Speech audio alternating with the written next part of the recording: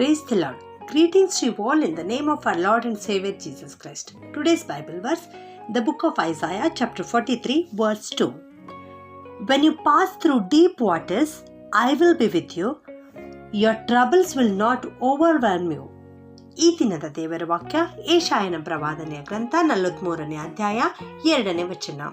ನೀನು ಜಲರಾಶಿಯನ್ನು ಹಾದು ಹೋಗುವಾಗ ನಾನು ನಿನ್ನ ಸಂಗಡ ಇರುವೆನು, ನದಿಗಳನ್ನು ದಾಟುವಾಗ ಅವು ನಿನ್ನನ್ನು ಮುಳುಗಿಸವು. ಹೌದು ನನ್ನ ಪ್ರಿಯ ದೇವಜನರೇ, ಇಲ್ಲಿ ದೇವರು ಹೇಳುತ್ತಿರುವುದು ನೀನು ಜಲರಾಶಿಯನ್ನು ದಾಟಿ ಹೋಗುವಾಗ ಎಂಬುದಾಗಿ. ಇಲ್ಲಿ ನಾವು ಜಲರಾಶಿ ಎನ್ನುವಾಗ ನಮ್ಮ ಜೀವನದಲ್ಲಿ ಬರುವ ಸಮಸ್ಯೆಗಳು ಎಂಬುದಾಗಿ ತಿಳಿದುಕೊಳ್ಳಬೇಕು. ನಾವು ನಮ್ಮ ಜೀವಿತದಲ್ಲಿ ಅನೇಕ ಸಮಸ್ಯೆಗಳನ್ನು ಎದುರಿಸಬೇಕಾದಂಥ ಸಂದರ್ಭಗಳು ಒದಗಿ ಬರುತ್ತವೆ. ಅಂಥ ಸಂದರ್ಭದಲ್ಲಿ ಇಂದು ದೇವರು ನಮಗೆ ಹೇಳುತ್ತಿರುವುದು, ನಿನ್ನ ಆ ಸಮಸ್ಯೆಗಳ ಮಧ್ಯದಲ್ಲಿ ನಾನು ನಿನ್ನ ಸಂಗಡ ಇರುವೆನು ಎಂಬುದಾಗಿ. ಆ ಸಮಸ್ಯೆಗಳು ನಿನ್ನನ್ನು ಮುಳುಗಿಸಲಿಕ್ಕೆ ಸಾಧ್ಯವಿಲ್ಲ.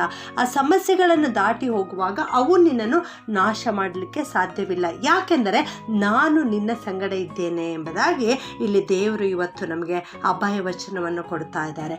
ವಾಟರ್ ಪಾರ್ಕ್ನಲ್ಲಿ ನಾವು ಹೋಗಿರುವುದಾದರೆ ಅಲ್ಲಿ ನೀರನ್ನು ಕಂಡು ನಾವು ಬಹಳವಾಗಿ ಭಯಪಡುತ್ತೇವೆ. ಅಲ್ಲಿ ಬರುವ ವೇವ್ಸ್ ಕಂಡು ನಾವು ಬಹಳವಾಗಿ ಭಯಪಡುತ್ತೇವೆ. ಆದರೆ ಇಲ್ಲಿ ಆ ವಾಟರ್ ಪಾರ್ಕ್ಗಿಂತಲೂ ಹೆಚ್ಚಾಗಿರುವಂಥ ನೀರು, ನದಿಯ ನೀರಿನ ಕುರಿತು ದೇವರು ಹೇಳ್ತಾ ಇದ್ದಾರೆ. ಅಷ್ಟು ಸಮಸ್ಯೆಗಳು ನಿಮಗೆ ಇರುವುದಾದರೂ ಕೂಡ ಅವುಗಳನ್ನು ಕಂಡು ನೀವು ಭಯಪಡಬಾರದು ಎಂಬುದಾಗಿ ಇಲ್ಲಿ ದೇವರು ನಮಗೆ ತಿಳಿಸುತ್ತಾ ಇದ್ದಾರೆ.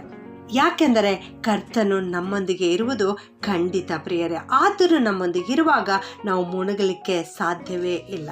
ನನ್ನ ಪ್ರಿಯ ದೇವ ಮಗುವೆ, ನಮ್ಮ ದೇವರು ಎಂದೆಂದಿಗೂ ಏಕ ರೀತಿಯಾಗಿರುವ ದೇವರು, ಮಾರ್ಪಡದ ದೇವರು. ಆತನ ಪ್ರಸನ್ನತೆ ಯಾವಾಗಲೂ ನಮ್ಮೊಂದಿಗೆ ಇರಿಸುವಂಥ ದೇವರು ನಮ್ಮ ದೇವರು. ಕೀರ್ತನೆ 91:7 ನಿನ್ನ ಮಗ್ಗುಲಲ್ಲಿ 1000 ಜನರು, ನಿನ್ನ ಬಲಗಡೆಯಲ್ಲಿ 10,000 ಜನರು ಸತ್ತು ಬಿದ್ದರೂ ನಿನಗೇನು ತಟ್ಟದು ಎಂಬುದಾಗಿ ಹೇಳಿದ ದೇವರು ನಮ್ಮ ಜೊತೆಗಿರ್ತಾನೆ. ಆ ಜಲರಾಶಿಗಳು ನಮ್ಮನ್ನು ಮುಳುಗಿಸಲಿಕ್ಕೆ ಸಾಧ್ಯವೇ ಇಲ್ಲ. ಇಸ್ರಾಯೇಲ್ ಜನರು ಕೆಂಪು ಸಮುದ್ರವನ್ನು ದಾಟಿಕೊಂಡು ಅರಣ್ಯವನ್ನು ಹಾದು ಕಾನಾನ್ ದೇಶವನ್ನು ಸಮೀಪಿಸುವಾಗ ಅವರ ಮುಂದೆ ಬಂದಿರತಕ್ಕಂಥದ್ದು ಯೊರ್ದನ್ ನದಿ. ಆ ಯೊರ್ದನ್ ಹೊಳೆಯನ್ನು ದಾಟುವಾಗ ಅದರ ನೀರು ಪ್ರವಾಹವಾಗಿ ಹರಿಯುತ್ತಾ ಇತ್ತು. ಯಾರಿಂದಲೂ ಅಲ್ಲಿ ಸುಲಭವಾಗಿ ದಾಟಿ ಮುಂದೆ ಹೋಗಲಿಕ್ಕೆ ಸಾಧ್ಯವೇ ಇಲ್ಲ ಅನ್ನುವಂಥ ಪರಿಸ್ಥಿತಿ ಅವರಿಗೆ ಬಂದೊದಗಿತ್ತು. ಅಂಥ ಸಂದರ್ಭದಲ್ಲಿ ಯೆಹೋಶುವನಿಗೆ ಏನು ಮಾಡಬೇಕೆಂದು ತಿಳಿಯಲೇ ಇಲ್ಲ. ಆಗ ಅವನು ದೇವರು ಕೆಂಪು ಸಮುದ್ರವನ್ನು ಒಣನೆಲವನ್ನು ಎಂಬಂತೆ ದಾಟಿ ಕಳುಹಿಸಿಕೊಟ್ಟದ್ದನ್ನು ಜ್ಞಾಪಿಸಿಕೊಳ್ಳುತ್ತಾನೆ. ಹೌದು, ನಮ್ಮ ಸಮಸ್ಯೆಗಳ ಸಂದರ್ಭದಲ್ಲಿಯೂ ಕೂಡ ನಾವು ದೇವರ ವಾಕ್ಯವನ್ನು ಜ್ಞಾಪಿಸಿಕೊಳ್ಳಬೇಕು. ದೇವರ ವಾಕ್ಯವನ್ನು ನಾವು ಓದಬೇಕು.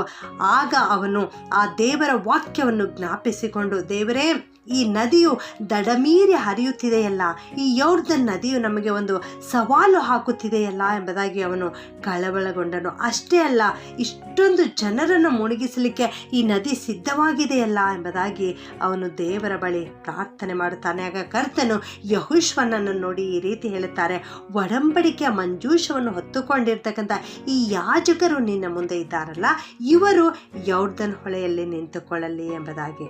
ಯೆಹೋಶುವನು ಆ ಯಾಜಕರನ್ನು ಕರೆತು ಅದೇ ರೀತಿಯಲ್ಲಿ ಮಾಡಲು ಹೇಳುತ್ತಾನೆ. ಆ ಮಂಜೂಷವನ್ನು ಹೊತ್ತುಕೊಂಡಿರ್ತಕ್ಕಂಥ ಯಾಜಕರು ನದಿಯಲ್ಲಿ ತಮ್ಮ ಕಾಲುಗಳನ್ನು ಇಟ್ಟ ತಕ್ಷಣವೇ ಅಲ್ಲಿ ಅದ್ಭುತ ಕಾರ್ಯ ನಡೆಯಿತು, ಮಹತ್ ಕಾರ್ಯ ನಡೆಯಿತು. ಅಲ್ಲಿರುವ ನೀರು ಅವರಿಗೆ ದಾರಿ ಬಿಟ್ಟಿತ್ತು. ಆ ದೃಶ್ಯವನ್ನು ಒಂದು ಸಾರಿ ನಿಮ್ಮ ಮುಂದೆ, ನಿಮ್ಮ ಕಣ್ಣುಗಳ ಮುಂದೆ ತಂದುಕೊಳ್ಳಿರಿ ಪ್ರಿಯರೇ. ಇಸ್ರಾಯೇಲ್ರು ಅದರ ನೀರಿನ ಮಧ್ಯದಲ್ಲಿ ದಾರಿ ಹೋಗುತ್ತಿರುವಾಗ ಆ ಎರಡೂ ಕಡೆಯ ನೀರು ತಲೆಬಾಗಿಸಿ ನಮಸ್ಕರಿಸುವ ಹಾಗೆ ಇತ್ತು.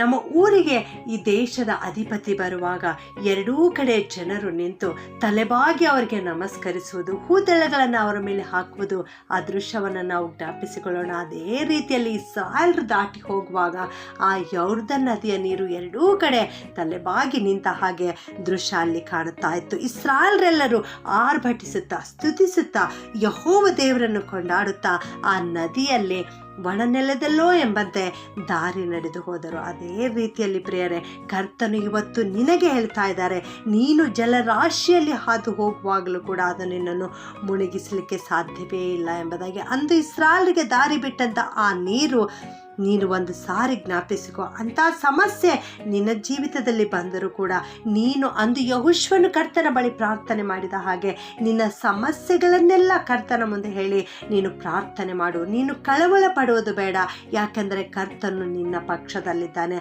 ಆ ಸಮಸ್ಯೆಗಳೆಲ್ಲ ನಾಶವಾಗಿ ಹೋಗಿ ದೇವರು ನಿನ್ನ ಜೊತೆಗಿರುವುದನ್ನು ನೀನು ಅನುಭವಿಸುವೆ. ಎಷ್ಟೇ ಹೋರಾಟಗಳು ಬಂದರು, ಎಷ್ಟೇ ಜನರು ನಿನಗೆ ವಿರೋಧವಾಗಿ ನಿಂತರು, ಎಷ್ಟೇ ಜನರು ನಿನ್ನೊಡನೆ ಹೋರಾಡಿದರು, ನಿನ್ನೊಡನೆ ಯುದ್ಧ ಮಾಡಿದರು, ದೇವರು ಇಂದು ನಿನಗೆ ಹೇಳ್ತಾ ಇದ್ದಾರೆ, ಯುಗದ ಸಮಾಪ್ತಿಯವರೆಗೂ ಎಲ್ಲ ದಿವಸ ನಿನ್ನ ಸಂಗಡ ಇರುವೆನು ಎಂಬುದಾಗಿ. ಈ ವಾಗ್ದಾನವನ್ನು ನೀನು ಜ್ಞಾಪಿಸಿಕೊ. ದೇವರು ಖಂಡಿತವಾಗಿ ನಿನ್ನೊಂದಿಗಿರುತ್ತಾರೆ. ಯಾವ ಸಮಸ್ಯೆಗಳು, ಯಾವ ಜಲರಾಶಿಗಳು ಕೂಡ ನಿನಗೆ ಮುಳುಗಿಸಲಿಕ್ಕೆ ಸಾಧ್ಯವೇ ಇಲ್ಲ. ಪ್ರಾರ್ಥನೆ ಮಾಡಿಕೊಳ್ಳೋಣ. ಪ್ರೀತಿಯ ಪರಲೋಕದ ತಂದೆಯಾದ ದೇವರೇ, ನಿಮಗೆ ಸ್ತೋತ್ರ ಉಂಟಾಗಲಿ ಕರ್ತನೆ. ನೀವು ಅನೇಕ ವಾಗ್ದಾನಗಳನ್ನು ಕೊಟ್ಟು ನೆರವೇರಿಸುವಂಥ ದೇವರು ನಮ್ಮ ದೇವರಾಗಿದ್ದಿ ತಂದೆಯೇ, ನಿನಗೆ ಸ್ತೋತ್ರಪ್ಪ. ಇಂದು ನೀವು ಕೊಟ್ಟಿರುವ ವಾಕ್ಯಕ್ಕೋಸ್ಕರ ವಂದಿಸ್ತೇನಪ್ಪ. ನೀನು ಜಲರಾಶಿಯನ್ನು ಹಾದು ಹೋಗುವಾಗ ನಾನು ನಿನ್ನ ಸಂಗಡ ಇರುವೆನು ಎಂಬ ಅಭಯವಚನವನ್ನು ಕೊಟ್ಟಿದ್ದೀರಿ ದೇವ, ನಿಮಗೆ ಸ್ತೋತ್ರ ಸ್ವಾಮಿ. ನದಿಗಳನ್ನು ದಾಟಿ ಹೋಗುವಾಗ ಅವು ನಿನ್ನನ್ನು ಮುಳುಗಿಸವೋ ಎಂಬುದಾಗಿ ವಾಗ್ದಾನವನ್ನು ಮಾಡಿದ್ದೀರಿ ಕರ್ತನೆ, ನಿನಗೆ ಸ್ತೋತ್ರ ಸ್ವಾಮಿ. ನೀವು ಯಾವಾಗಲೂ ನಮ್ಮ ಜೊತೆಗಿದ್ದು ನಡೆಸುವಾತನಪ್ಪ, ಅದಕ್ಕಾಗಿ ಸ್ತೋತ್ರ. ಇಂದು ಈ ವಾಕ್ಯವನ್ನು ಕೇಳಿಸಿಕೊಳ್ಳುತ್ತಿರುವ ಎಲ್ಲ ಪ್ರಿಯ ದೇವಜನರನ್ನು ವಿಶೇಷವಾದಂಥ ರೀತಿಯಲ್ಲಿ ಆಶೀರ್ವಾದ ಮಾಡಪ್ಪ. ಅವರು ಯಾವ ಸಮಸ್ಯೆಯಲ್ಲಿ ಹಾದು ಹೋಗುತ್ತಾ ಇದ್ದಾರೋ ದೇವ, ಅದು ನೀನು ಮಾತ್ರ ಬಲ್ಲಾತನು ದೇವರೇ. ಅವರು ಇವತ್ತು ನಿನ್ನ ಮುಂದೆಯೇ ಅವರು ತಮ್ಮ ಸಮಸ್ಯೆಗಳನ್ನು ಹೇಳಿಕೊಳ್ಳುತ್ತಾ ಇದ್ದಾರೆ ಕರ್ತನೆ. ನೀನು ಅವರ ಕೂಗನ್ನು ಕೇಳು, ಅವರ ಪ್ರಾರ್ಥನೆಗೆ ಸದುತ್ತರವನ್ನು ದಯಪಾಲಿಸು. ಆ ಸಮಸ್ಯೆಗಳಿಂದ ಬಿಡುಗಡೆ ಕೊಟ್ಟು ಆಶೀರ್ವಾದ ಮಾಡಿ ಯುಗದ ಸಮಾಪ್ತಿಯವರೆಗೂ ಅವರ ಜೊತೆಗಿದ್ದು ನಡೆಸಬೇಕಾಗಿ ಪ್ರಾರ್ಥನೆಯನ್ನು ದೀನತೆಯಿಂದ ಯೇಸುವಿನ ಒಂದೇ ನಾಮದಲ್ಲಿ ಪ್ರಾರ್ಥಿಸಿ ಬೇಡುತ್ತೇನೆ ತಂದೆಯೇ, ಆಮೇಲೆ.